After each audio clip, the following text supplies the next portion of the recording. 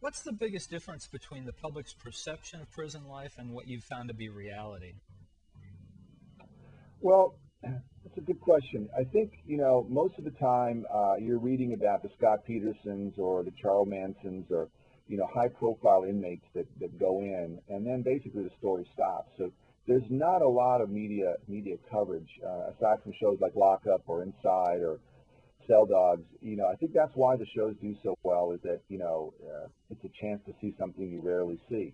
But in terms of perceptions, unfortunately, the negative side to everything is that the recidivism rate is high. I think 7 out of every 10 inmates that process through San Quentin end up coming back.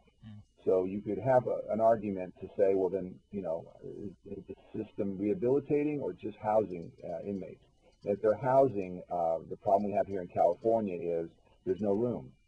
You have overcrowding. When you have overcrowding, then you have inmates and gangs now very close to proximity, and you have violence.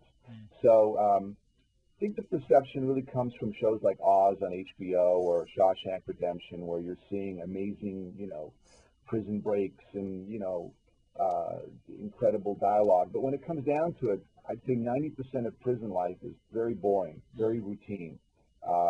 Small cells, some of them don't have televisions. Inmates are basically doing time alone. And, it's that 10%, though, that is a flashpoint for violence or for extreme aggressive behavior. I hope that it's that way in terms of being boring, because if it's all like Oz, I'm sure I don't want to be there. Did your No, go ahead? no, you're right.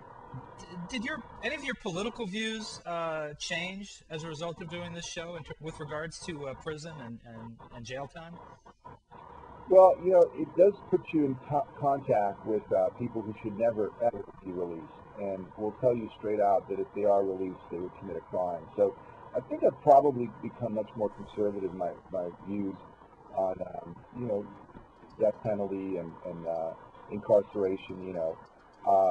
There are some really, really dangerous people, and they need to be in maximum security prisons. So I'd say, if anything, I sleep better knowing that facilities like this exist. But I'd say probably I've gone more conservative because of the series. Really? I'm not entirely surprised. And the last thing I want to ask you, are there many laughs in this line of work for your crew? I mean, it's obviously it's a fairly grim program. Do your people find much to laugh at when they're working in these prisons and shooting these? Well, humor does.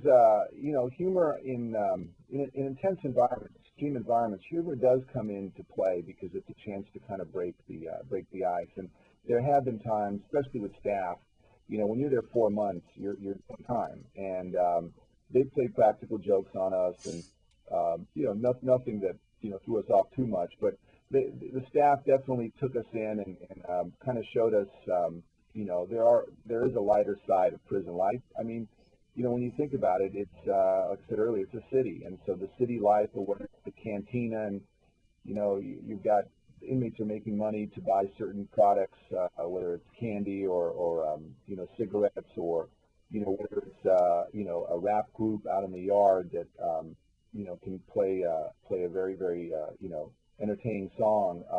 It has all the elements that a city would have, and one of those elements is humor. So I have to say it's fortunate. You'll see some of it in extended stay.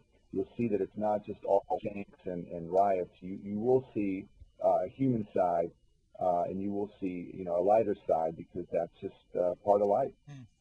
Well, Rasha, thank you so much for joining us today on Mr. Media. Thank you. I really enjoyed it. Appreciate having you here. And remember, you can check out Lockup on MSNBC starting Friday, September 7th.